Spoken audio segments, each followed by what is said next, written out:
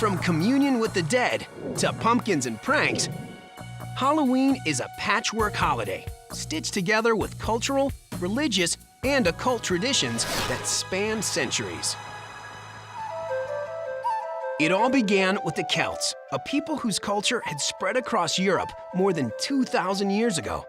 October 31st was the day they celebrated the end of the harvest season in a festival called Samhain. That night also marked the Celtic New Year and was considered a time between years, a magical time when the ghost of the dead walked the earth.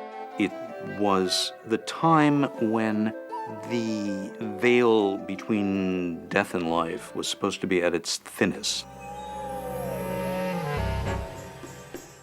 On Samhain, the villagers gathered and lit huge bonfires to drive the dead back to the spirit world and keep them away from the living.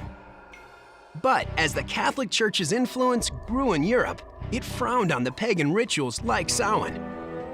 In the 7th century, the Vatican began to merge it with a church-sanctioned holiday. So November 1st was designated All Saints' Day to honor martyrs and the deceased faithful. Both of these holidays had to do with the afterlife and about survival after death. It was a calculated move on the part of the church to bring more people into the fold. All Saints' Day was known then as Hallowmas. Hallow means holy or saintly, so the translation is roughly Mass of the Saints. The night before, October 31st, was All Hallows' Eve, which gradually morphed into Halloween. The holiday came to America with the wave of Irish immigrants during the potato famine of the 1840s. They brought several of their holiday customs with them, including bobbing for apples and playing tricks on neighbors, like removing gates from the front of houses. The young pranksters wore masks so they wouldn't be recognized.